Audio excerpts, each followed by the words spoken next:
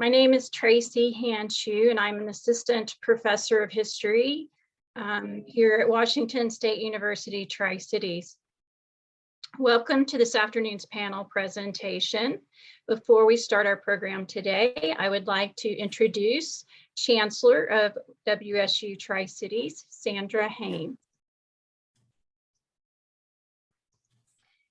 Thank you, Dr. Hanshu. I would like to acknowledge that WSU Tri-Cities is located on shared traditional homelands of the Confederated Tribes of the Umatilla Indian Reservation and the Confederated Tribes of the Bands of the Yakima Nation. On behalf of Washington State University Tri-Cities, I welcome you to today's panel presentation, Exploring Eastern Washington in the Tale of Two Americas. This presentation is part of the Common Reading Program at Washington State University. WSU Tri-Cities is honored to host this event and the panelists of scholars discussing inequalities in Eastern Washington. I would now like to turn things back over to Dr. Hanshu, who will serve as the moderator for today's event. Thank you very much, Chancellor Haynes, for your welcome and for your support of this event. I would also like to extend a warm welcome to Dr. Karen Weatherman, the Director of First-Year Programs at WSU Pullman, for inviting us to host an event for this year's programming.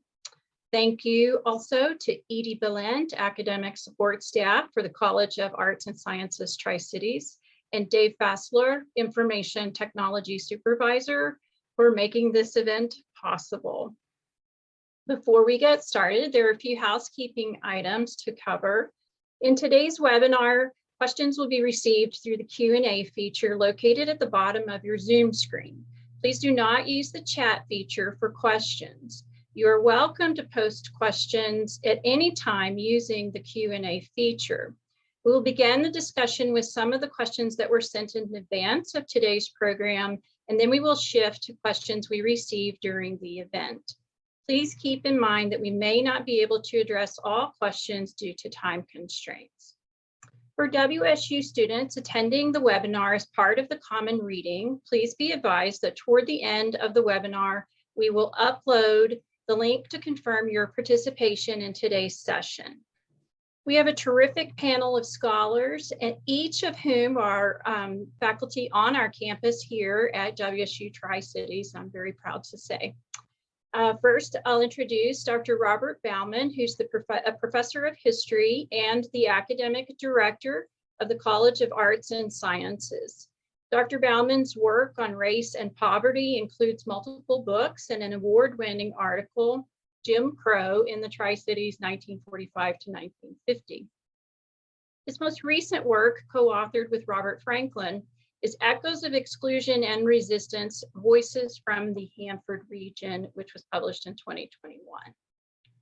Dr. Stephanie San Miguel Bauman is an associate professor in the Department of Psychology, and she is a member of the WSU President's Teaching Academy. Her research in multicultural psychology and health psychology includes risk and resiliency of diverse students in education and career context.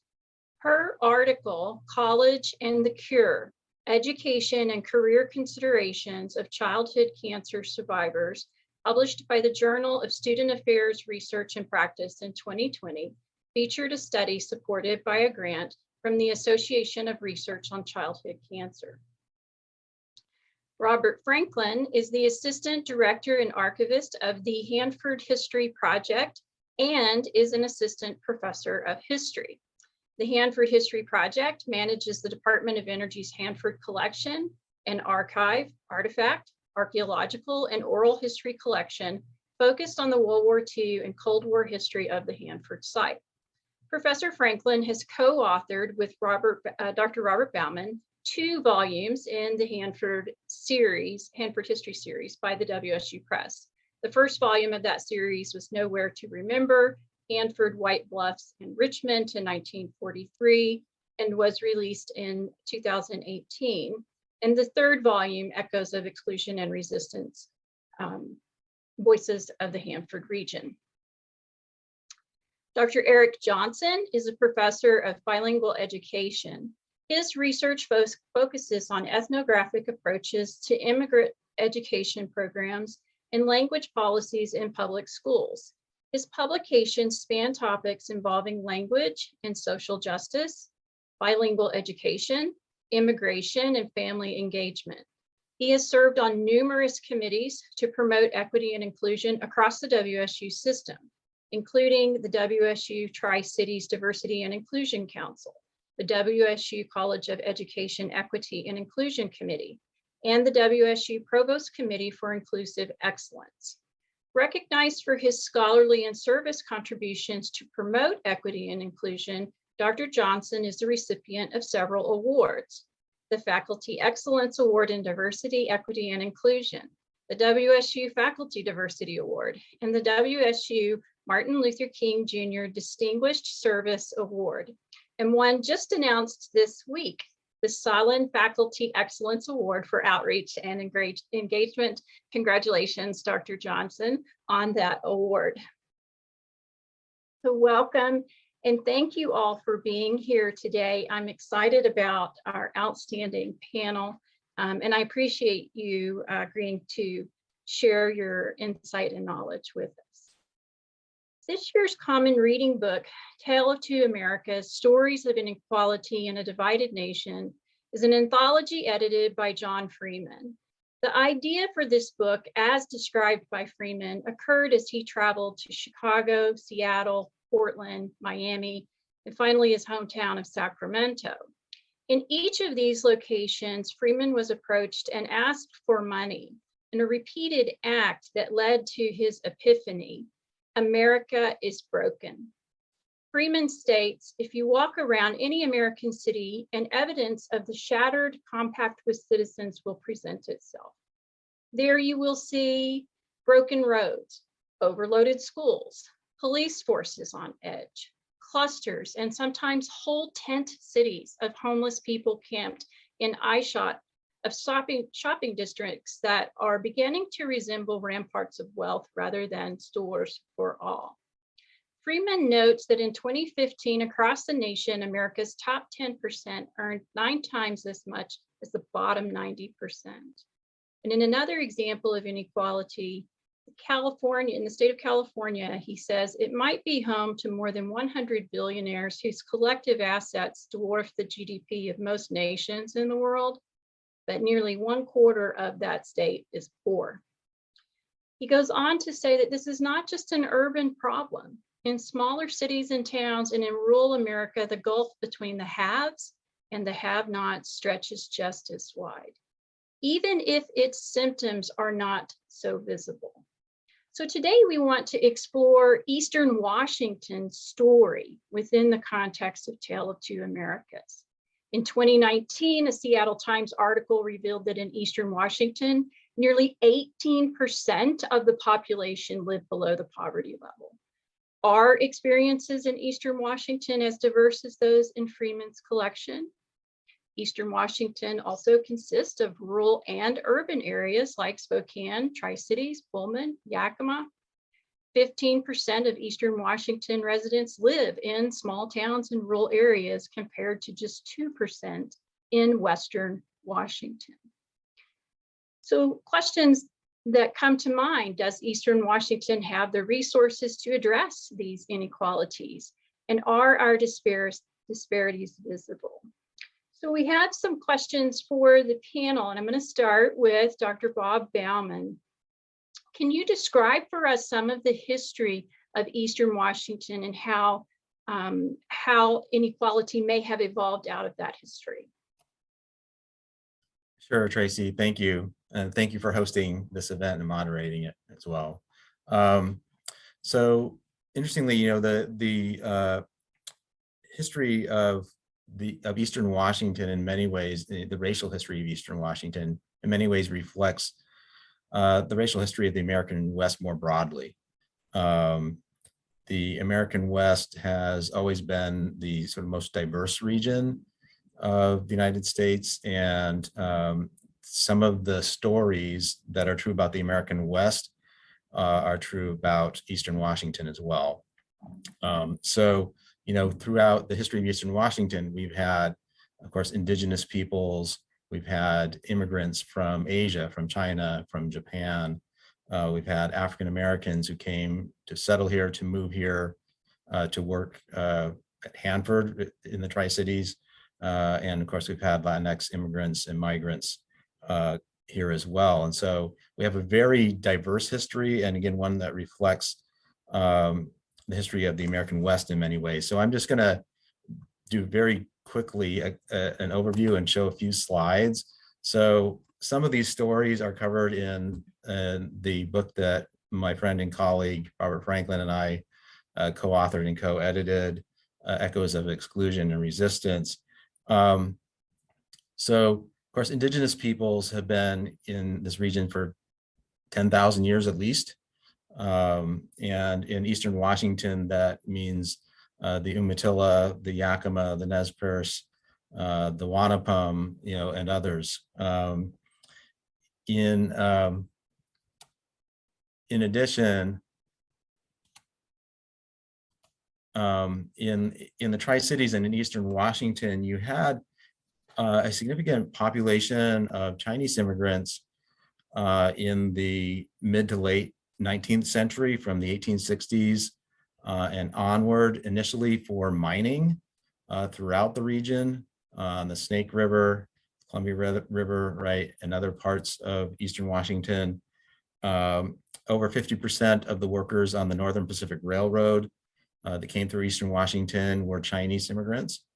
And this is a photo of a building in downtown Pasco that was owned by a man named Wang Hao, a Chinese immigrant who opened a store there. There was actually a small Chinatown in Pasco in the late 19th and early 20th centuries. So from very early time, Eastern Washington, I think, was much more diverse than most people understand or know. In addition to Chinese immigrants, there were Japanese immigrants.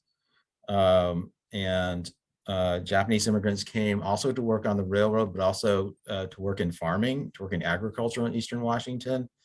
I should say both Japanese and Chinese immigrants faced discrimination, at times violence, exclusion at times from certain areas. And because the naturalization law in the United States at the time prohibited anyone who was considered non-white from ever becoming a citizen, no longer how long these immigrants stayed or lived in the United States, they could never become citizens. So this is a photo of a Japanese American family, the Yamauchi family, who the parents, Harry and Chika Yamauchi, immigrated to Pasco, arrived in Pasco in 1912. And this is them with their four oldest children. They had 9 children, but they would eventually own 6 businesses in Pasco, were very entrepreneurial, very successful. But when World War II came, the dividing line, the boundary line that was created by the government ran through the Tri-Cities region, and they used the Columbia River as the boundary. So Japanese Americans who lived in Benton County were automatically sent to internment camps. Japanese Americans who lived in Franklin County were not. And so at that time, the Yamauchi family was split. Some lived in Benton County and some in Franklin County. So some members of the Yamauchi family were sent to internment camps. And I think that's also a story that's very, very much a part of the American West, right? The vast majority of Japanese Americans lived on the West Coast and were sent to internment camps. I think very few people understand that impacted Japanese Americans in Eastern Washington as well. And African Americans came to Spokane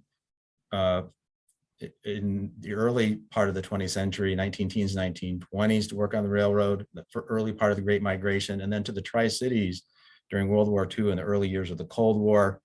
And so tens of thousands of African Americans arrived, and what they faced was a system of segregation. And so you can see from this calendar from the Hanford site in December of 1944 that all aspects essentially of work and life. The Hanford site were segregated, including entertainment, this entertainment calendar. And more recently, you had a significant growth of Latinx population in Eastern Washington, beginning really in the 1950s with the Columbia Basin Project and the increase in agriculture, and initially braceros during World War II and the years afterwards.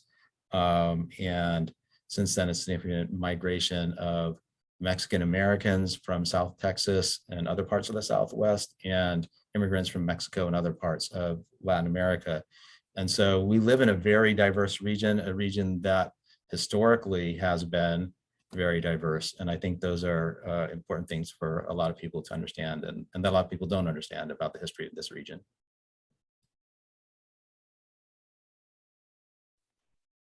Thank you for that background information, Dr. Bauman. It's important to understand kind of what our beginnings were to be able to look at the issues in Eastern Washington now. And excuse me, we're going to kind of just work through some of the issues in the book with a question posed to each of the panelists. So I'm going to move to Dr. Stephanie Bauman next. Can you tell us what multicultural psychology is and how does it inform of inequalities? Thank you so much for the chance to be part of the panel and to talk about a real passion of mine, which is multicultural psychology. Multicultural psychology is an extension of the general field of psychology, and it recognizes that an individual person's worldview is shaped by things like race and ethnicity, gender, socioeconomic status, sexual orientation, disability, and religious or spiritual orientation, among other things. The other thing that multicultural psychology does is it really appreciates that people grow and develop in a context, and that context can support and enhance their growth and development, and it can also make that growth and development more difficult or challenging. As far as how it informs inequalities, I think when we think about how inequities impact individuals, we also need to think about how it impacts families and communities. We also, in multicultural psychology, think it's important to recognize people's strengths and also see how they may respond to inequities as individuals, as families and communities. And hopefully with what we're learning from multicultural psychology, we'll be in a better position to address some of these inequalities in the future. Thank you so much. So it helps us understand more about who we are individually, but also our relationships both in families and the community, broader community. That's right. Thank you. My next question is for Dr. Johnson. Can you talk to us about what is privilege in education, and how can educators ensure that all students feel and like they belong into the class? Yeah, sure. Thanks for inviting me to this panel. So as I was reading through the book, obviously when we read text, we have personal connections, but I was excited to see what my colleagues, knowing their work, when I was reading them, I had this multi-dimensional engagement with each chapter, knowing the cool things that they're into as well. And so that informed the way I thought about these topics. But I picked out a few key points within the book that really highlight how I see these issues come up. And there were a lot of mentions in the chapters on education and structural inequities and context, which I think that context and circumstances expand all the chapters, as you would agree. But a couple chapters that really resonated were, for example, the one by Rue Freeman, The Fault Lines, on page 130. There was a page in there where she's pushing back against stereotypes and talking about mentoring a kid who was under the belief, or was constantly told, that communities and family, they determine your trajectory in education and life chances and opportunities. And that's powerful when you think about how teachers see kids a lot of times as members of a community, and they associate stereotypes with that. And that really contours the way they work with students individually. And so I really appreciated that chapter, and especially when it came to talking about, well, what is a success story? And that came up a couple times in that chapter. What does it mean to be successful, right? What does it mean to get out of a stereotype and change the way people look at you? And so the way I work with teachers is to have them recognize their own privilege first.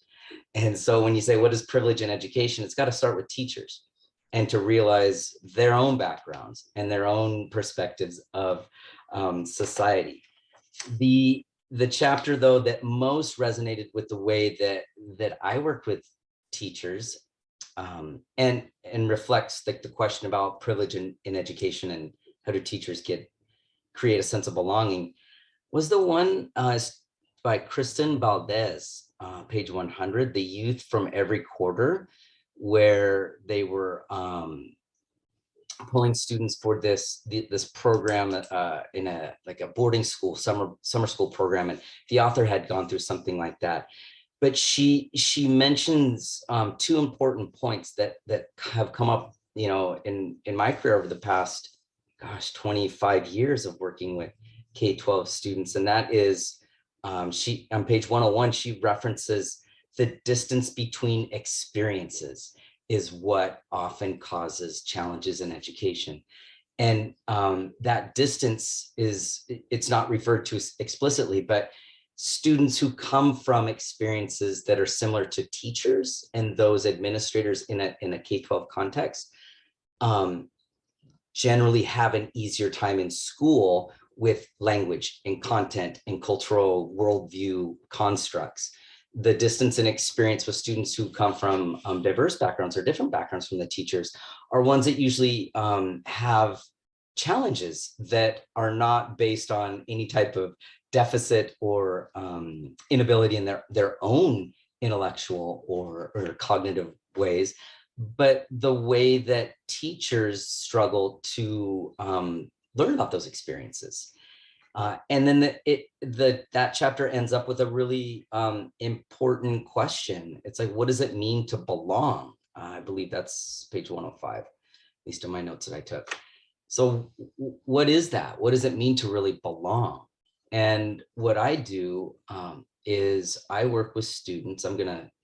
Bob was my muse for presenting here. So I'm gonna pull up just a couple slides here and show you how I go about that. Maybe slideshow. So how can teachers go about connecting experiences and bridging experiences? And a way that I do that is to help my students who are pre-service teachers, or my graduate students are teachers. I work with them on recognizing and learning about their own students' experiences, especially students that come from diverse ethnic backgrounds, linguistic backgrounds, socioeconomic backgrounds. And how can you map those experiences onto learning processes within a classroom? And when that's done, not only do the teachers have they're more successful in their instruction, right? But the students learn academic content in a different way, right? And in a bigger sense, they really start to feel like they belong because their backgrounds are honored and also reflected in the way that academic concepts are taught. And so we use a concept called the funds of knowledge, right, which spans not only just experiences, but students' background knowledge, their worldviews, how socio-political contours of how their lives have been shaped. So the more that teachers can recognize that, the more they can connect it to context within a school setting that really helps students learn. And then that is what helps shape a student's trajectory, like I mentioned in the last chapter, instead of seeing students as a stereotype from their community. And it also helps teachers' trajectories, because then they learn about the communities and hopefully start seeing them in a different light. And then the last thing I'm going to focus in on is the notion of language, right? So since I focus on helping teachers learn how to scaffold language skills in a classroom and to build on home language skills, whether they're a different language or a different dialect within English. It's important that we recognize that standard American English, if you want to call it that, is a dialect. It's one way of using English. It's promoted in school settings, which makes a lot of people think that it's linguistically superior, but it's not. And this, the book cover I have up here is a book that I spent 5 years writing, and it's about language, the language of communities of poverty, not necessarily languages other than English, right? This concept's based on English. And there's a notion that kids from poor backgrounds have inferior language skills. And they even quantify like 30 million words are more, or students from high SCS backgrounds hear 30 million more words than students from low backgrounds. And that causes intellectual deficiencies and all this other pseudoscience that isn't true. And what I do is tease out the notion that students from all socioeconomic status backgrounds have strong language skills. The skills the language skills that are promoted in school are heavily emphasized on a certain type of literacy and writing. And the teachers come from a pretty homogenous language background. And so by working with teachers to appreciate the language skills, learn about the language skills, and actually connect those language skills and linguistic abilities to classroom contexts, not only are students more successful, but they start to see that there is not a gap. And actually the gap is the teacher's understanding of language, not the student's skills. And so that's a cursory description of what privilege is and how it's perpetuated within a school setting. But it really resonates with the topics touched on in this book about socioeconomic status and ethnic background and different perspectives and worldviews and life circumstances. So, and I think that aligns nicely with the description of multicultural psychology that Stephanie gave, and Bob's historical description of the communities and how they've been shaped here. So yeah, I'll stop there. I could keep going, but I know you got to keep the ball rolling here. Thank you so much, Dr. Johnson. I can see that in a whole new light too at the higher level of education, not just in K through 12. And so my next question for Professor Franklin is about labor. So your recent book publication that directly looked at Benton Franklin counties, local history, and the work history in the area. Can you talk a little bit about discriminatory labor practices that you researched in the area? And is there enough awareness of inequality in the workforce here, and why might that be important? Sure. Well, thank you. I'll do my best to keep it focused to that, just to talking about labor. So Hanford and the Tri-Cities, and I'm going to use Hanford and the Tri-Cities because really the Manhattan Project helps create the modern Tri-Cities and draws so many people here and creates Hanford that plays such a big economic role that the development in Tri-Cities, and especially in inequality in the African-American population, is directly linked to Hanford. So when Hanford comes, when it's being built in 1942 through the World War II, it is a big government project. And because the government forces its defense contractors to hire a certain segment, or hire based on diversity, a certain segment of the population hire, for example, African Americans at roughly the percentage they make up in the population. And so that's because of the Fair Employment Practices Commission, kind of some New Deal early affirmative action legislation. So DuPont basically comes to an agreement that they'll hire about 10 to 15% of their workforce as African American. African Americans make up 16 something percent of the U.S. population. So that that number, they determine that's kind of the number that fits. And so thousands and thousands of people migrate. DuPont hires 120,000 people total. So over 5,000 African Americans migrate up to the area, and but they are forced into segregated jobs, and they are limited mostly to construction work and other like semi-skilled or unskilled labor. But the Fair Employment Practices Commission does force defense contractors to pay blacks the same as whites. So they do receive really kind of transformative wages, especially because almost all of them are coming from the South, an area that had been underdeveloped, where African Americans had faced overt Jim Crow segregation, real lack of job opportunities and wealth opportunities. The money at Hanford is good, but they find segregation here. So they find segregated mess halls, segregated barracks, segregated jobs, and those that choose to stay, that you want to put down roots in the Tri-Cities, find that they are really confined to the east side of Pasco, that Dr. Bauman mentioned earlier, an area that had really lacked in city services, especially compared to the brand new community of Richland that was built from scratch for Hanford workers, consisting of all new houses, really top shelf living. East Pasco, by contrast, was a neighborhood of unpaved streets, no sewer lines, no street lights. It was next to a railroad and a dump and a slaughterhouse, or a slaughter area. So a really kind of environmentally hazardous area for people, environmental noise and pollutants, and an area that that really kind of lagged behind the rest of the Tri-Cities. And so Hanford, though, offered that at least somewhat equal employment, although it did not hire African Americans for permanent jobs. It hired them mostly for construction labor, and that transitioned through into the Cold War, because Hanford keeps growing throughout the Cold War, and the dams that are being built need large amounts of labor. The dams on the Columbia and Snake Rivers here.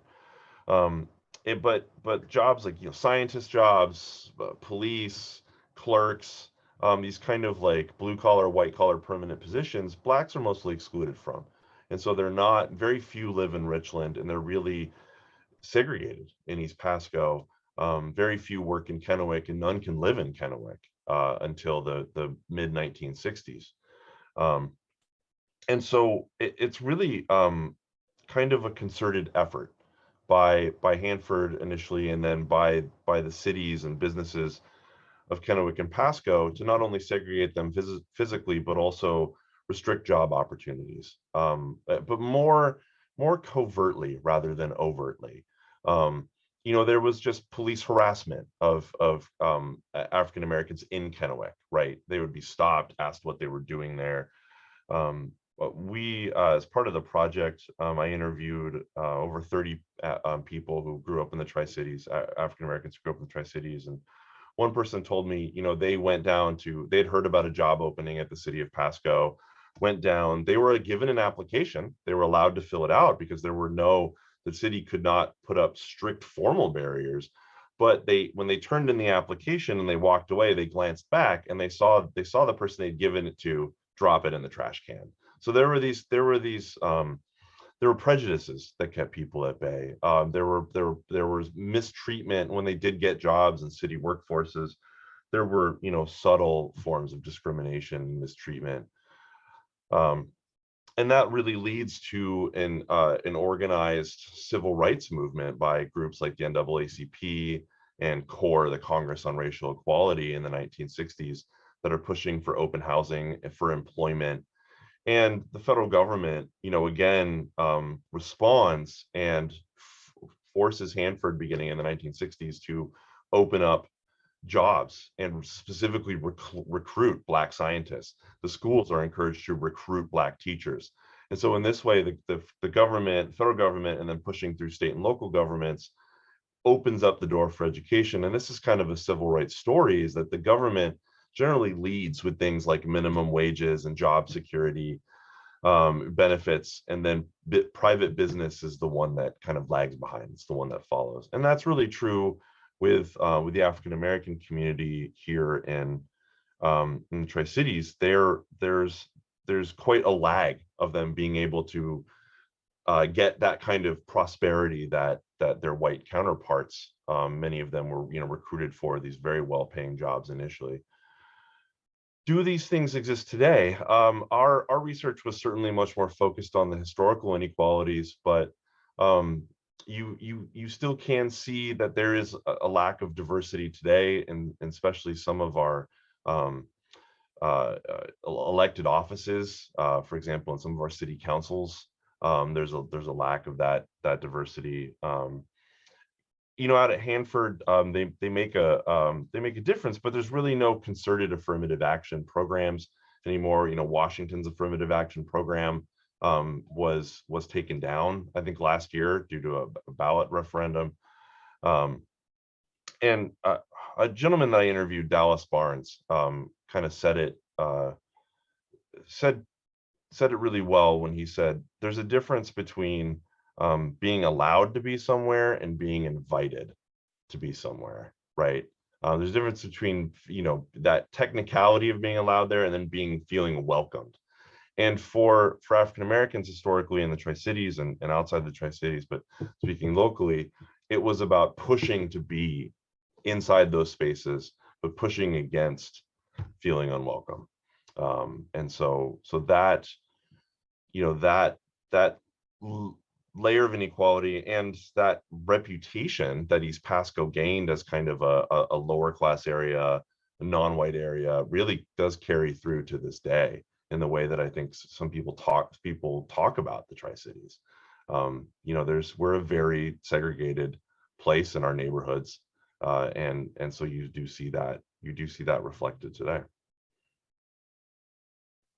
Thank you so much for that explanation. And I'm processing Dr. Stephanie Bauman's information now with Dr. Johnson's information, thinking about the identities that we've created in these really separate cities that form very early in your childhood age, and how we look at each of the pieces of the tri maybe separately sometimes instead of collectively. I want to jump ahead to one question, and then I'm going to come back to you, Stephanie, but because we're kind of on that topic, the question is kind of for Dr. Bob Bauman and Professor Franklin. Are there gentrified areas in Eastern Washington?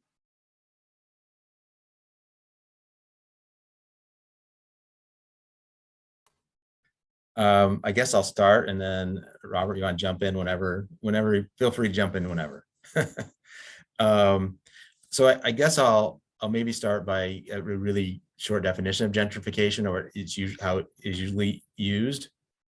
And that is, often it's used to describe, say, a low-income urban area that over time is changed by wealthier people who move in, bring new expensive restaurants, businesses, and the housing prices skyrocket, and the populations that were living there can't afford to live there anymore, right?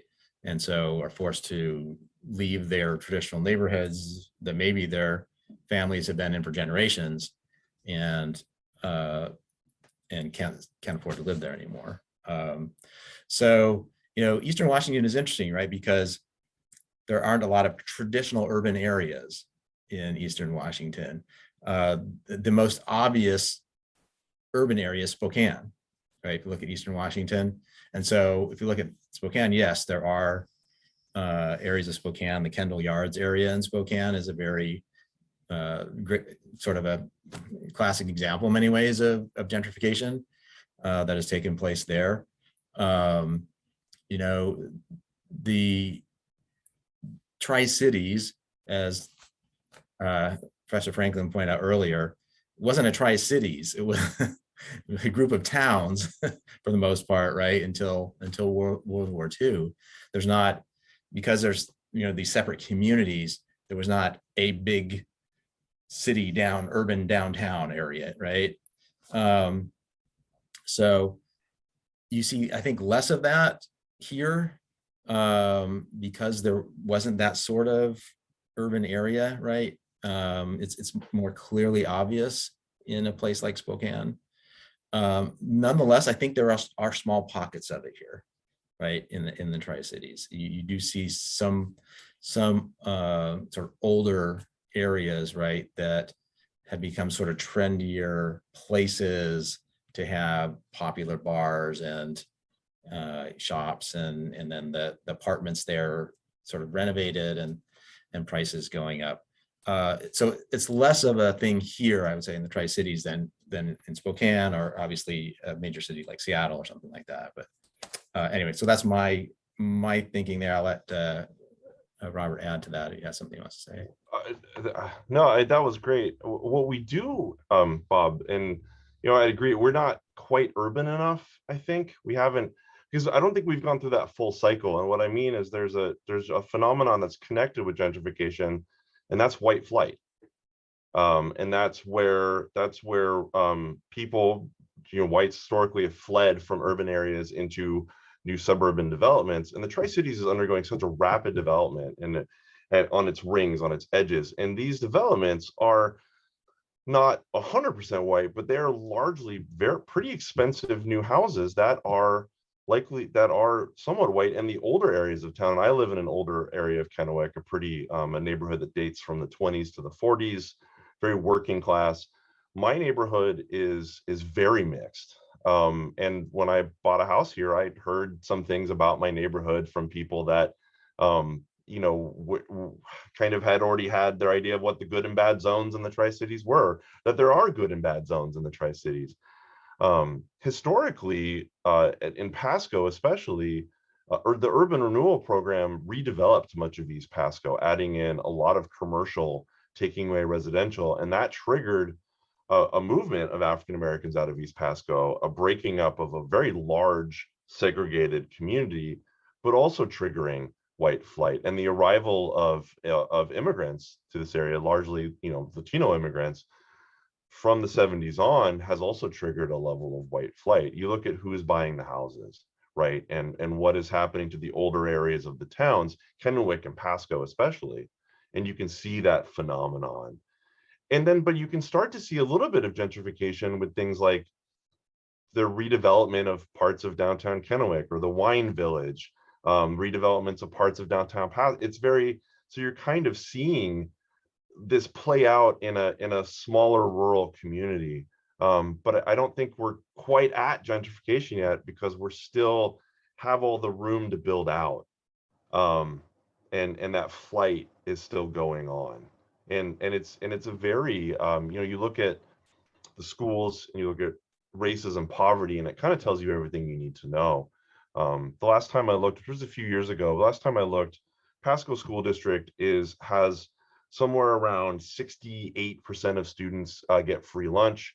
Somewhere around that same number of its students are poor, and by that same number are Latino. Kennewick is about 48% of all those three groups, free lunch, under the poverty line, Latino. Richland is about 22, 25. So even the cities themselves have racial makeups because of their own history, and are undergoing, and again, all that new development is targeted at a certain income class, and that income class has its own racial makeup.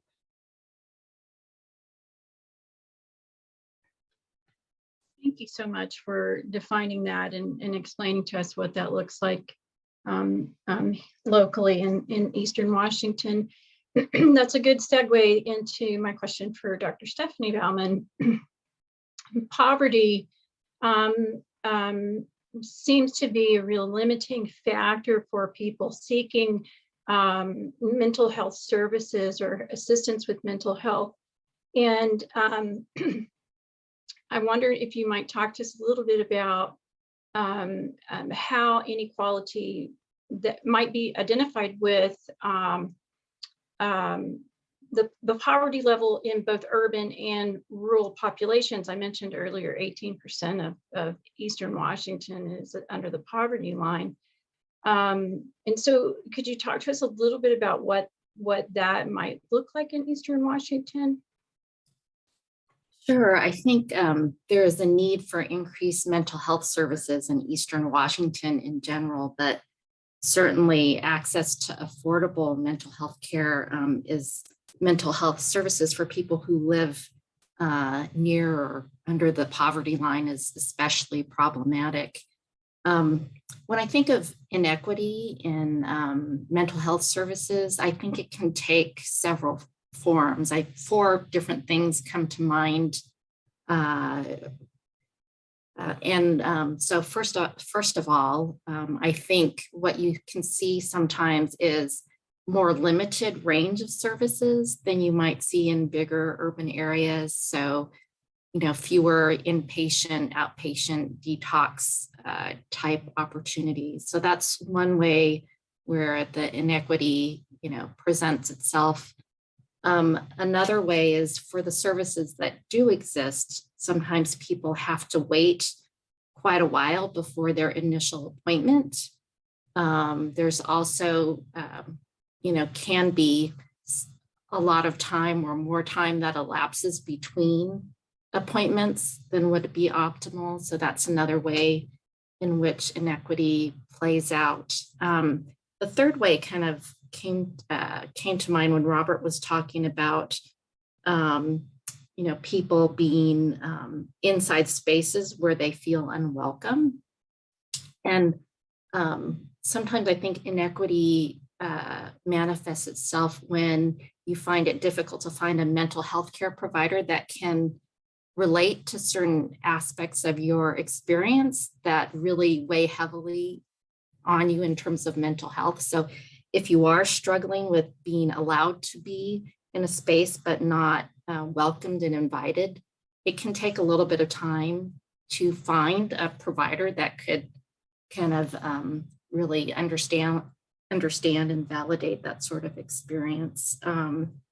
And the final way in which I think sometimes inequity can manifest itself and comes in terms of accessibility, whether, how easy it is to get to an office or counseling agency. If it's telemental health, do you have reliable internet services? Do you have the technology to do the telemental health? Is the place where you're housed, is there privacy that would lend itself to telemental health? So those are some of the things that I think of when I think of access to mental health services and ways where we need to work on things to make things more equitable. Thank you. Thank you so much for that, Stephanie. I've got one more question for Dr. Johnson, and then we'll turn to the Q&A in the chat. Dr. Johnson, there's been an increased awareness of diversification and inclusion in education, which is so much of what your work is about. And it's prompted changes in the classrooms over the years. At this point, how might education systems, universities, colleges, and public education work to support a continuation of that change or more effective change?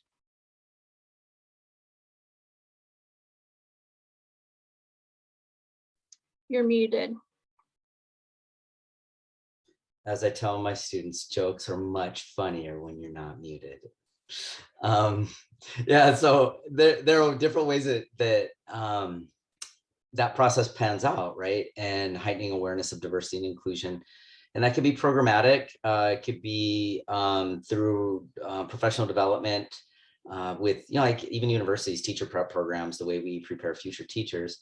But one of the most powerful ways that you're seeing this change happen is that, the Tri-Cities is the epicenter for this, is through dual language programs. And dual language programs are programs in which students attend, starting in kindergarten, classes and just regular kindergarten class. And it's either, like 80% of the days in Spanish, or even Pasco has Russian. and half the class is Spanish speakers and half the class is English speakers. And they're both learning through a different language. The students who come from a Spanish speaking background, at least in Pasco, as Professor Funkin was talking about, is a lot of them come from low socioeconomic status backgrounds. So you're supporting linguistic and academic development while you're also giving students who don't speak Spanish the opportunity to learn that other language. And then it scaffolds through, so students go through 8th grade and into high school learning in 2 languages. It's not as a foreign language, it's school in that language. And Pasco is the leader in the state in that. Pasco has a very diverse student population in some ways, but in other ways it's very homogenous, right? And so the majority of students in Pasco come from a Latinx background and primarily Spanish speaking background. In fact, Pasco has around 18,000 students. Seattle has around 50,000 students. They both have about the same amount of students who are considered English language learners, and they're the top in the state. And so that's why I live in Pasco and work in the Tri-Cities, because of the opportunities to see such powerful programs like this. So Pasco has probably, I think right now, 9 different elementaries that have these dual language programs. I'm fortunate in I have my daughter in a kindergarten program that's doing this. Kennewick is in a similar situation. They don't have the overall number that Pasco does, but it's still very significant. Again, it was referenced before. And Kennewick's a leader in these dual language programs because they have an entire school that's focused on dual language. And so that's just one way that K-12 is pushing back against academic inequities and embracing linguistic diversity. And then here in teacher prep, our provost has been very supportive of initiatives we have going on in the College of Education. And starting next year, our students that are in education are going to be taking classes in Spanish, like education classes. They can take up to 3 that go towards their program of study. So they're learning academic content through their primary language in a context that hasn't done that. Like nobody else is doing that in Washington. And so those are just little ways that that you can embrace diversity and learn from it. And so administrators who maybe don't come from that kind of background, a linguistically diverse background, can still learn how that works and support it and promote linguistically and culturally diverse students through their program and into higher education. So we also partner with Pasco and Kennewick and have high school students who want to be teachers partner with our students in practicum placement. So the high school students learning from university students and teaching in other languages. And so those kind of like grassroots on the ground things are important, but it's even better when it's programmatically and politically or supported through policies like we're seeing. So I teach multiple classes on this, so I could keep going on and on and on, but we'll see if anybody has questions more specifically focused on that as we go along. Okay. Thank you. That is exciting to learn about those new programs for our future teachers. How wonderful that they have that opportunity. I'm going to move to a question in the chat. This question comes to us from Ryan. It says, I enjoy this conversation greatly. The question to the panel is, how do you think the impact of segregation and inequality affect minority business, entrepreneurship, and home ownership today, as well as historically?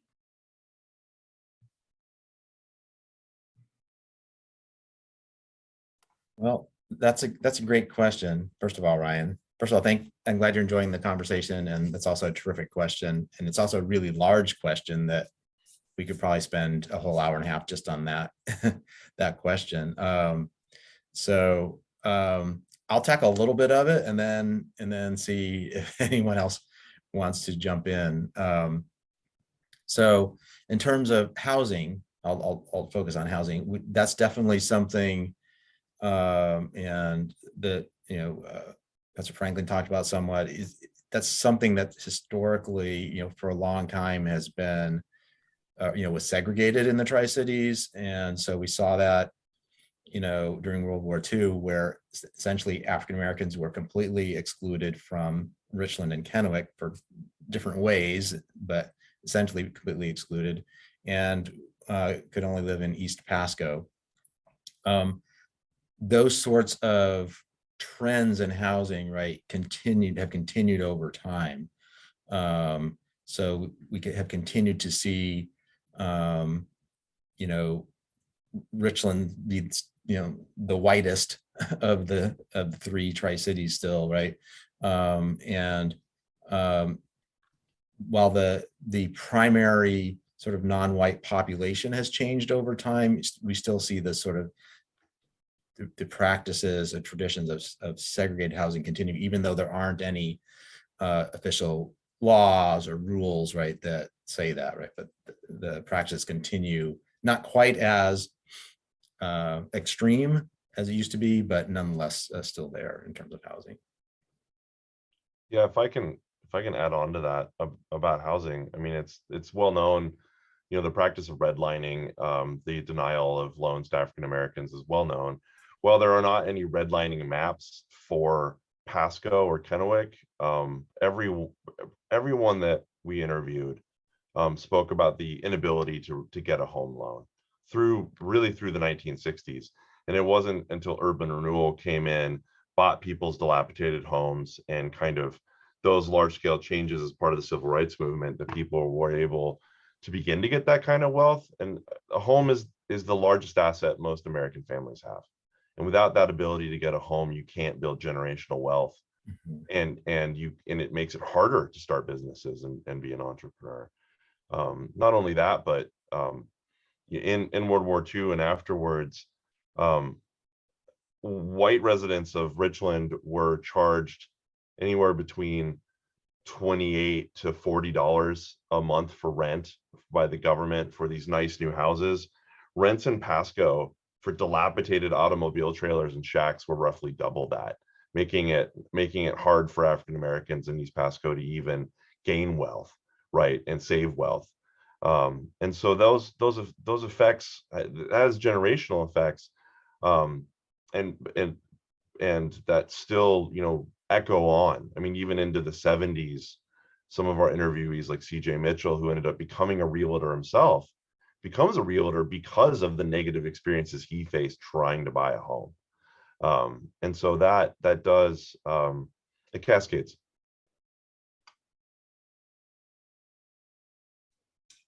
Yeah, so I also appreciate this question because it helps us contextualize the role that education has in accessing economic opportunities. And so when you look at you know, inequitable education practices throughout, you know, the 60s and 70s when all of this was going down, and not that it has ended, but when you see high dropout rates, low academic performance, and then you look at how that's correlated with poverty rates, and then how those poverty rates correlate with certain demographics, you start to understand that you know, inequitable access to economic structures and like getting a home loan really shape people's opportunities to get jobs and secure those types of investments. So that, I mean, that's why I focus on schools, because what happens there has a massive influence on those opportunities for advancement and social mobility.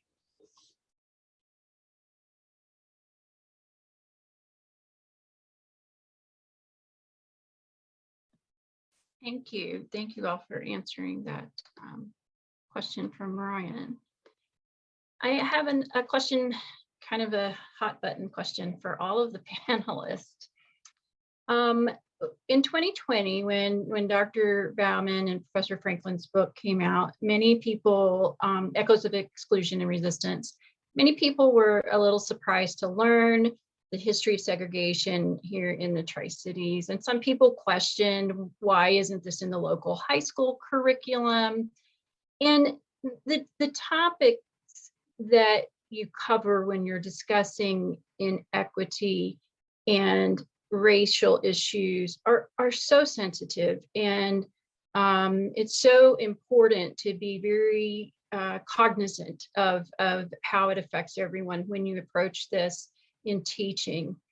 So I have a question about the recent decision from the Tennessee School Board to ban a Pulitzer Prize winning book, Mouse by Art Spiegelman.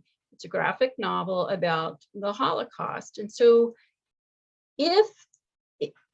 how will future generations learn about prejudice and inequality? How do we tackle this moving forward? Particularly in light of if materials are removed, are censored.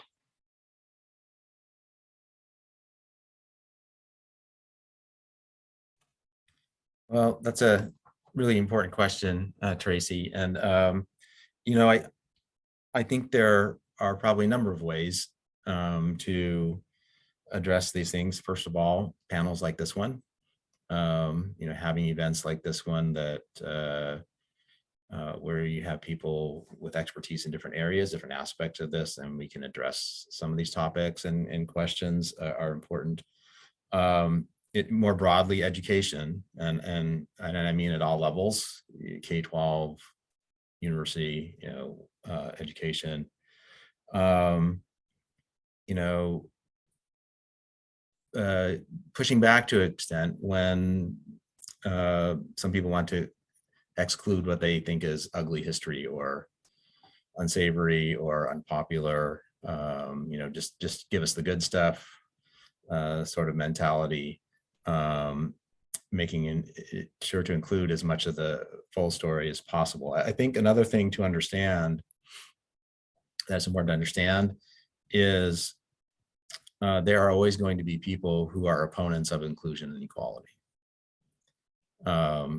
There just are. So it's an ongoing struggle. It's an ongoing process. And so that's, I think, for anyone who supports the ideas of equity, diversity, inclusion, it's important to understand that, that there is always going to be some opposition to that as well.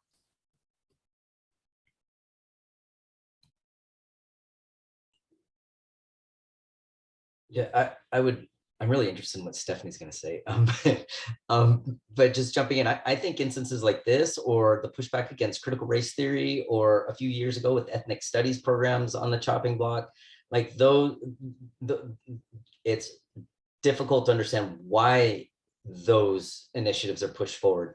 But then again, it also heightens our awareness that that is happening. And so the thing with critical race theory is interesting, because now you have teachers who can use that as a platform for debating and asking why, right? What is it? Why is it contested? Or, you know, this situation, or, you know, transgender bathrooms. And so all these things that come up are fanning the flames of resistance in a good direction, because it's heightening our awareness too.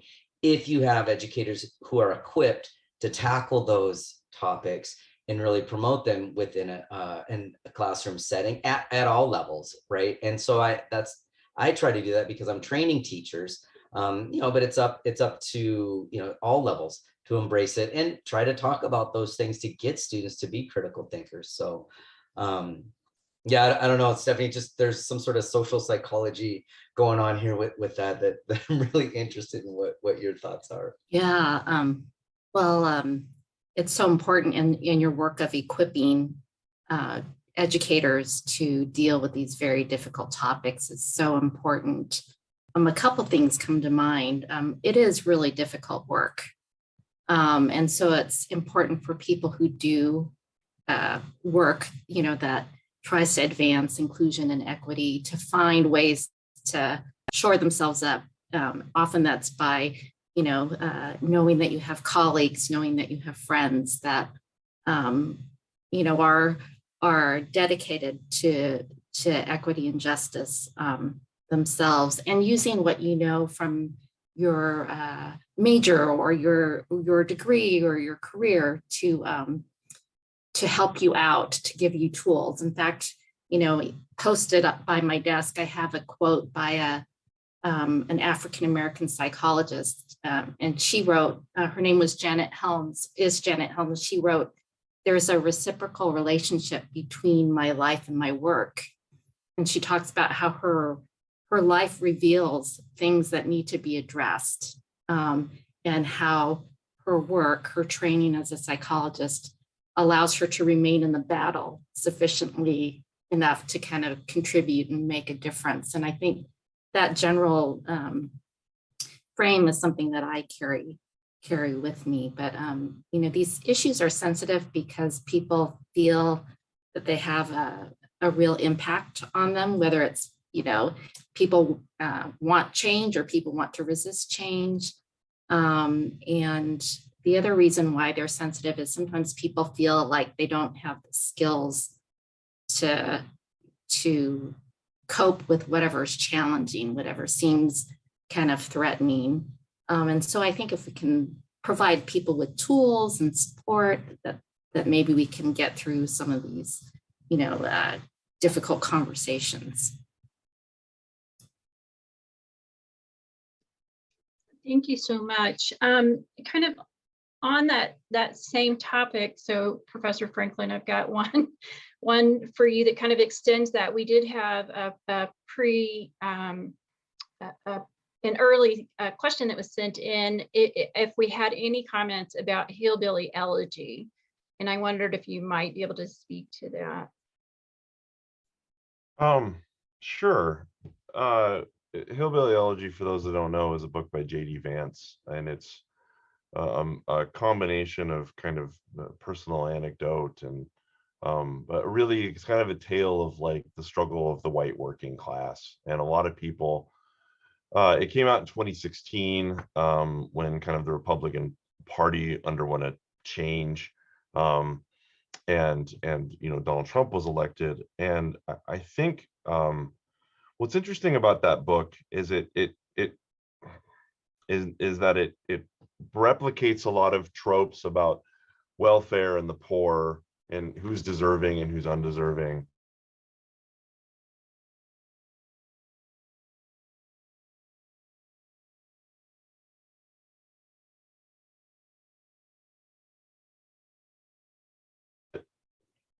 The political candidate that year, Donald Trump, did very well, was understanding and amplifying the anger of the working class, specifically the white working class, who in the working class in general, but especially in Appalachia and the Rust Belt, Midwest, has been suffering stagnating and or declining wages and job opportunities and increased rates of drug addiction, alcoholism. I mean, their communities are being hollowed out.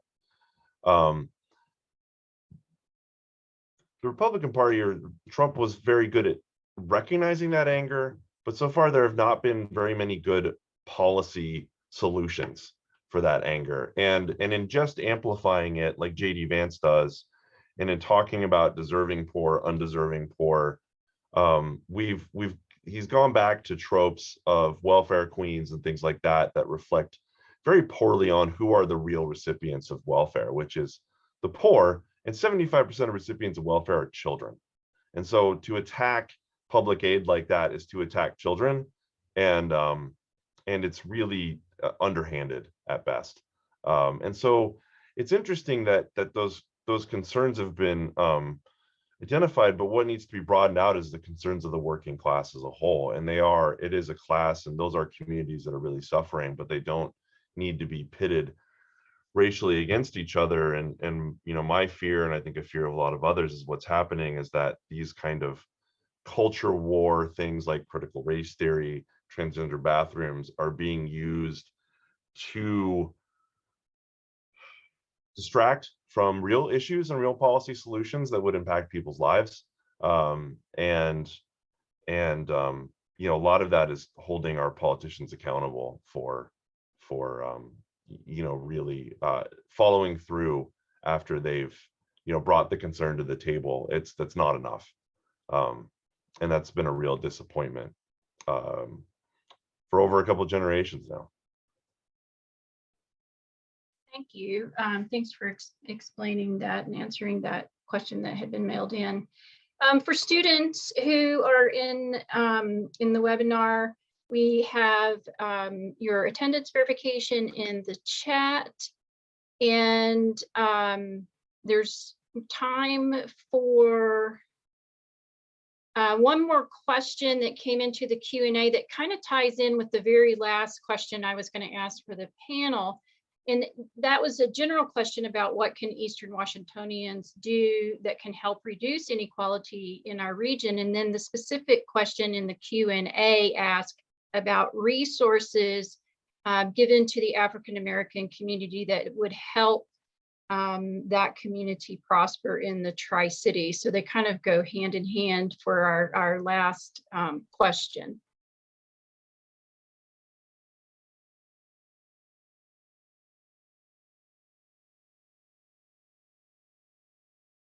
So I guess the question in the chat, I'm not sure if that's a question asking sort of more historically, but I'll take it sort of that way and say very little resources were given to African American community at the time. Interestingly, connecting to the earlier question, I think it was from Ryan about, we talked a lot about housing, didn't really get into the business. One of the things that happened, when African Americans moved into the area, and one thing we didn't talk about is that many businesses, say in Pasco, refused to serve African Americans. So barbershops, hair salons, restaurants, clothing stores, not all did, but many did, excluded African American patrons. And one of the things that led to was then African Americans opening up businesses to serve their own community. So in this very sort of odd way, right, you had this establishment of Black-owned businesses in Pasco to serve Black clientele because they couldn't go to a barbershop owned by whites or to many of the restaurants in town. So one of the restaurants became an institution. Was it Virgie's Chicken Shack? Or am I remembering that correctly, Robert? Your memory's better than mine, but Yeah, there was that one, and then the Dewdrop Inn. Oh, the Dewdrop Inn, right? Yeah. Great name. Yeah. So I think maybe that sort of answers Ryan's question and this question that just came into about resources. There weren't, so African Americans had to be very resourceful and work together and work at providing institutions and resources in the community. I'll just add that it took years and years of constant agitation, marching, letter writing, protesting to achieve even a modicum of change. And that was done by the community, for the community. All right, thank you so much. On behalf of our panel in WSU Tri-Cities, the WSU Common Reading Program, I want to thank everyone for attending and for your questions. I'd like to thank the leadership of WSU Tri-Cities, particularly Chancellor Sandra Haynes, for her support. Finally, a very sincere thank you to our panelists, Dr. Bob Bauman, Dr. Stephanie Bauman, Professor Robert Franklin, and Dr. Eric Johnson for sharing your extensive knowledge and expertise. Clearly, much more discussion could happen on the topic, but I very much appreciate your time and sharing with us tonight. Thank you, everyone, and good night.